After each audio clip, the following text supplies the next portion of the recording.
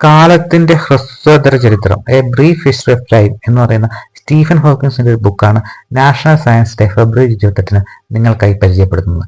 ഈ ബുക്ക് ഏതൊരു ശാസ്ത്രകുട്ടിയെയും അതുപോലെ തന്നെ ഏതൊരു വ്യക്തിയും ഒരിക്കലെങ്കിലും ജീവിതത്തിൽ വായിച്ചിരിക്കേണ്ട ഒരു ബുക്കാണ്. പ്രപഞ്ച വീക്ഷണത്തെ സംബന്ധിച്ച് കൃത്യമായിട്ടുള്ള വിവരണം ഈ ബുക്ക് നമുക്ക് തരുന്നുണ്ട്. സ്റ്റീഫൻ ഹോക്കിൻസ് ഈ ബുക്ക് എഴുതി വെച്ചപ്പോൾ ഏറ്റവും കൂടുതൽ വിറ്റഴിക്കപ്പെട്ട ഒരു ശാസ്ത്ര ബുക്കായിട്ടും ഇത് പരിഗണിക്കപ്പെടുന്നുണ്ട്. ഇതിനകത്ത് ഈ ബുക്ക് സ്റ്റാർട്ട് ചെയ്യുന്നത് ഐസക് ന്യൂട്ടൻ അരിസ്റ്റോട്ടലിൻ തൊട്ട് എഡ്വിൻ ഹബിൾ വരെയുള്ള ശാസ്ത്രജ്ഞന്മാരുടെ പ്രപഞ്ച വീക്ഷണത്തെ പറ്റിയാണ്. ഈ പ്രപഞ്ചം എങ്ങനെ ഉണ്ടായിരുന്നു, പ്രപഞ്ചം എങ്ങനെ മുമ്പോട്ട് പോകുന്നുവെന്നും പ്രപഞ്ചം ഇനി എങ്ങോട്ട് പോകുമെന്നുള്ള പ്രപഞ്ചത്തിന്റെ ഭാവി എന്ത് എന്നുള്ള ഒരു സമഗ്ര വീക്ഷണമാണ് നമുക്ക് തരുന്നത്. പ്രപഞ്ചത്തിന്റെ ഭാവി, പ്രപഞ്ചത്തിന്റെ ചരിത്രവും രണ്ടും അതുപോലെ തന്നെ കണ്ടംപററി ഇപ്പോൾ നമ്മൾ പ്രപഞ്ചത്തിന്റെ അവസ്ഥയും നമുക്ക് കൃത്യമായിട്ട് വിവരിച്ച് തരികയാണ്.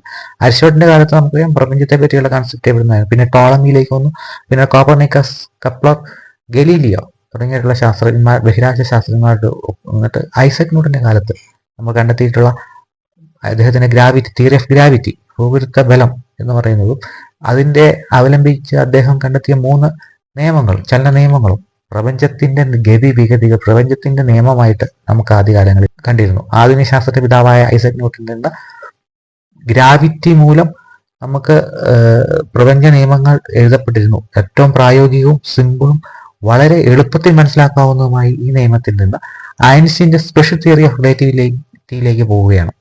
നമുക്കറിയാം ഗ്രവിറ്റി എന്ന് പറയുന്നത് മൂലമാണ് പ്രപഞ്ചത്തിലുള്ള ജ്യോതിർഗോളങ്ങൾ തമ്മിലുള്ള ആകർഷണ ബലവും പ്രപഞ്ചത്തിന്റെ വസ്തുക്കളുടെ ചലനവും നിയന്ത്രിക്കപ്പെടുന്നത് എന്നുള്ള വളരെ പ്രായോഗികമായ കൺസെപ്റ്റ്. എന്നാൽ ഐസക് ന്യൂട്ടൻ ഒരിക്കൽ മറന്നു വെച്ചൊരു കാര്യമുണ്ട്. ഈ പ്രപഞ്ചത്തിനകത്തൊരു പരമമായ ശക്തി ഉണ്ടെന്ന്, ഒരു cosmological energy that is stable ആണെന്ന് ഉള്ള കൺസെപ്റ്റ് ഊന്നിക്കൊണ്ടാണ് അദ്ദേഹം ഈ തിയറി ആവിഷ്കരിച്ചത്. അതുമൂലമാണ് അദ്ദേഹത്തിന് പിന്നീട് സ്പെഷ്യൽ തിയറി ഓഫ് റിലേറ്റിവിറ്റി എന്ന രീതിയിൽ ഐൻസ്റ്റീൻ കണ്ടുപിടിച്ചിട്ടുള്ള പ്രപഞ്ചത്തിന്റെ വക്രീകരണം, സ്പേസ് ടൈം എന്ന് പറയുന്ന കൺസെപ്റ്റ് അദ്ദേഹത്തിന് കണ്ടെത്താൻ സാധിക്കാതെ പോയത് എന്നുള്ളതാണ് സ്റ്റീഫൻ ഹോക്കിൻസ് ബുക്കിലൂടെ പറഞ്ഞു വെക്കുന്നത്. ഐസക് ന്യൂട്ടന്റെ ആ ഗ്രാവിറ്റിയെ ഒന്ന് ചെറുതായിട്ടൊന്ന് ഐൻസ്റ്റീൻ ഒന്ന് പരിഷ്കരിക്കുകയാണ്. അദ്ദേഹത്തിന്റെ സ്പെഷ്യൽ തിയറി ഓഫ് റിലേറ്റിവിറ്റി, വിശിഷ്ടാപേക്ഷ സിദ്ധാന്തം അനുസരിച്ച് മാസുള്ള ഒരു വസ്തു, ആ മാസുള്ള വസ്തു നിൽക്കുന്ന സ്പേസിനെ വക്രീകരിക്കുന്നു, വളയ്ക്കുന്നു. അതുവഴി കടന്നു പോകുന്ന പ്രകാശവും വക്രീകരിക്കും. നേർരേഖയിൽ പോകുന്ന പ്രകാശം നേർരേഖയിലായിരിക്കില്ല പോവുക.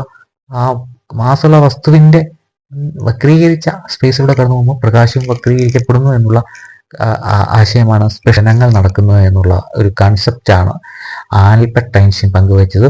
1919 നടന്ന പൂർണ്ണ സൂര്യഗ്രഹണ സമയത്ത് ഈ തിയറി, സിദ്ധാന്തം ശാസ്ത്രജ്ഞന്മാർ തെളിയിക്കുകയാണ്. 1919 ആ പൂർണ്ണ സൂര്യഗ്രഹണ സമയത്ത് സൂര്യന്റെ പിന്നിൽ നിന്ന് വരുന്ന നക്ഷത്രങ്ങളിൽ നിന്നുള്ള വെളിച്ചം സൂര്യന്റെ സമീപത്തൂടെ സൂര്യൻ വക്രീകരിച്ച ആ സ്പേസിൽ കൂടെ കടന്നു പോയപ്പോൾ വളഞ്ഞു പോകുന്നതായിട്ട് കണ്ടെത്തുകയുണ്ടായി. അങ്ങനെയാണ് ഈ തിയറി സ്ഥിരീകരിക്കുന്നത്.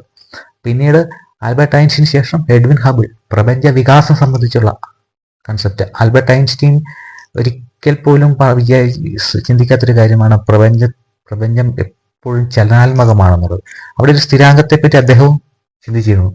ഒരു സ്ഥിരമായിട്ട് പ്രപഞ്ചം എവിടെയോ എന്തിനെയോ ആധാരമാക്കിയിട്ടാണ് ചലിക്കുന്നത്. പക്ഷെ പ്രപഞ്ചം ഒരിക്കലും സ്ഥിരമല്ല എന്നും പ്രപഞ്ചം എപ്പോഴും വികസിച്ചുകൊണ്ടിരിക്കുകയാണ് എന്നുള്ള, അതും നമ്മൾ വിചാരിക്കുന്നതിനേക്കാളും വളരെ വേഗതയിൽ, പ്രകാശത്തിന്റെ വേഗതയിൽ തന്നെയാണ് നമ്മളിൽ നിന്ന് പ്രപഞ്ചത്തിലുള്ള ഒരു ഗാലക്സിയിൽ നിന്ന് മറ്റൊരു ഗാലക്സി, അതായത് ഗാലക്സികൾക്കിടയിൽ പ്രപഞ്ചം വികസിച്ചുകൊണ്ടിരിക്കുന്നു എന്നുള്ള എഡ്വിൻ ഹബിളിന്റെ സിദ്ധാന്തം കൂടെ ആയപ്പോൾ പ്രപഞ്ചത്തെ പറ്റിയുള്ള നമ്മുടെ കാഴ്ചപ്പാട് പൂർണ്ണമായും മാറുകയാണ്.